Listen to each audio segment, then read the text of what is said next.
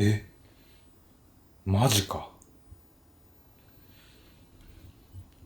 マジか。はい、というわけで皆さんどうもこんにちは、オックスアートでございます。はい、そうです。髪切りました。だいぶさっぱりしたでしょ。前がさすがにね、ちょっとあれは長すぎたね。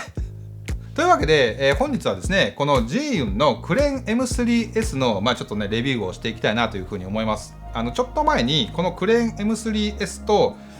ソニーの ZV-E1 を使った、作例動画っていうのは、公開しているので、まだ見てないという方はね、ぜひそちらの方を見ていただければなというふうに思います。今日はね、このクレーン M3S が、何が新しくなったかっていうところと、その使用感だったりだとか、あとは、やっぱりジンバルってなってくると、どのくらいの、そのレンズとカメラの組み合わせまでいけるのかっていうところが、一番気になるところかなと思うんですけど、そのあたりのお話をしていければなというふうに思います。じゃあまずこのね M3S、M3 からのアップグレードとして一体何が変わったのっていう話なんですけれども、最大のねやっぱりねその進化ポイントといえばBluetooth に対応したっていうことかなというふうに思います。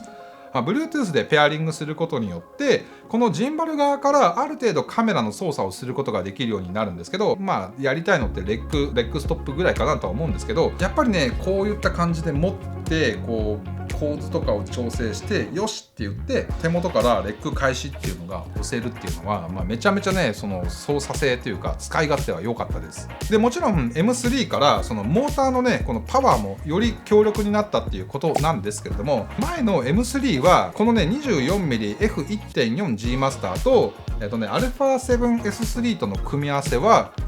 多分乗ったとは思うんですけど、一応メーカー的には公式に対応してるっていう風な記載はなかったんですけれども、今回このねクレーン M3S からは、公式の記載があってちゃんとバランスが取れますよという風に書いてあったので、そのぐらい、モーターパワーは、強くなってるんじゃないかなっていう気はします。実際ねこんな感じでソニーの α7S3 と GM24mmF1.4 の組み合わせでも問題なくねバランス取れて、操作することができます。でそれ以外の変更点はというと、ジーユンのジンバルは最近ねこの辺りにビデオライトがついてるんですけれども、これが前のモデルは800ルクスだったところが、最大こっちは1000ルクスと、光量がね、より強くなったっていうところだったりだとか、このねロック部分の機構が変わったっていう風に書いてあったんですけど、普通っちゃ普通です正直、普通のジンバルであるような、ロック機構になってるんですが、ただ1点だけこれすごくいいなと思ったのが、こういった分かります？この軸がずれてる状態でもちゃんとロックできるんですよ。これの何がいいかってちゃんとねカメラのバランスを取った状態であってもロックできるんですよ。これがないと毎回こんな感じでよいしょ、もうこれ軸が揃った状態でロックしてるんですけど、こうしないとロックできないってなってくると、カバンからこう出し入れしてね、その都度このロックを解除した時にカメラのバランスを取り直さなきゃいけないっていう、そういったことがないので、すごいねこれは使い勝手いいなというふうに思いました。あとはねここのクイックリリースプレートが新しくなったということなんですけれども、これはねこんな感じで、簡単に脱着よいしょできるので、すごいいいかなという気はします。すごいねちっちゃいのでこのクイックリリースプレートが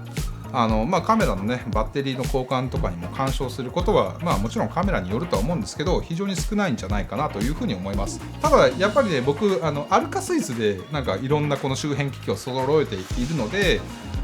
こういった部分に関しては独自規格のものっていうよりは、アルカスイスだと正直嬉しいかなっていう気はしますね。それ以外のこの操作系の部分はちょっとご覧いただいた通りというか、一般的なジンバルとそんなに大きな違いはないかなっていう気はしますね。で背面液晶はタッチ操作ができる液晶パネルになってます。でこの右側の部分には USB の Type-C でパワーデリバリーの 12W に対応しているので、約ね2時間でフル充電ができて、でフル充填状態で、連続稼働時間が、7.5 時間という風になってて、前のモデルはね確か8時間だったと思うので、だいたい30分ぐらい短くはなってるんですけど、多分それがこのモーターのパワーだったりだとか、この明るくなったライトが関係してるのかなっていう気はするんですけど、でも30分ぐらいの短くなった 7.5 時間であれば、1日の撮影には全然耐えられるかなという気はします。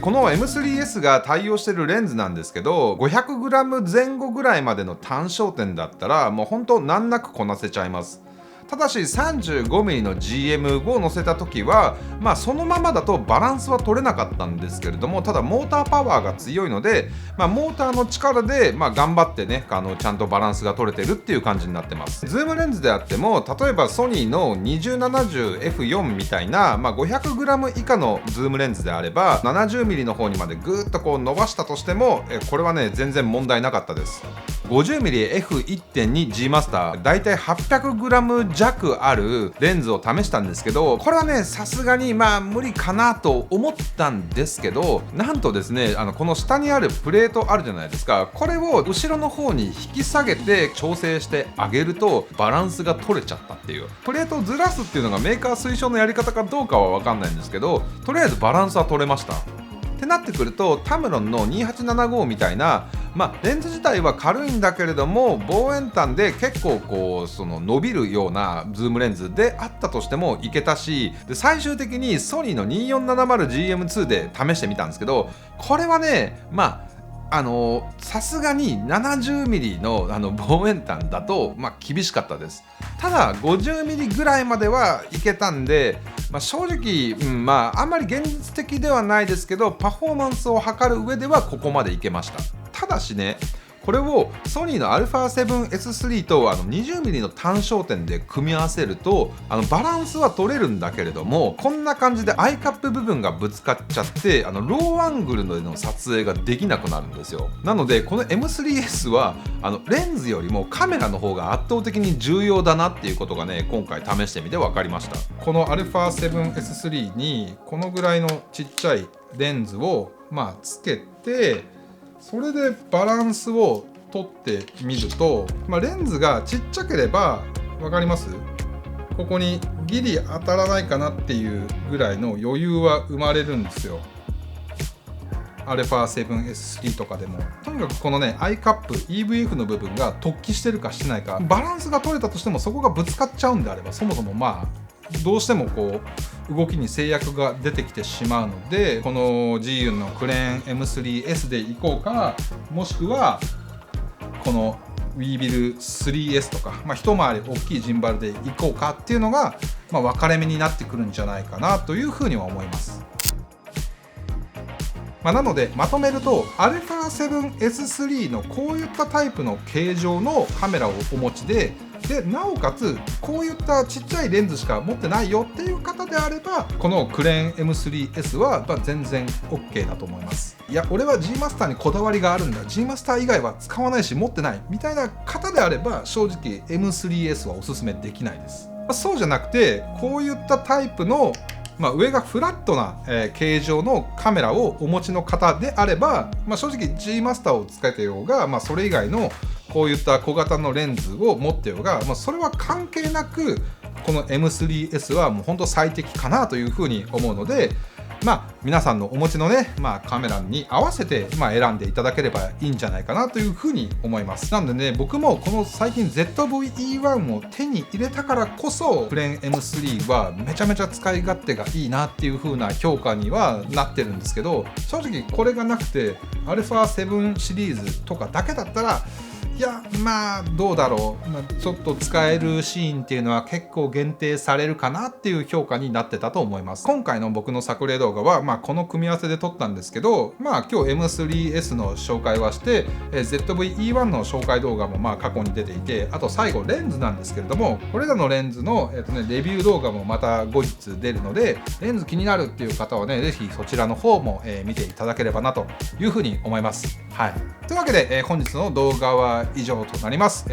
じゃあまた次の動画でお会いしましょう。ピース。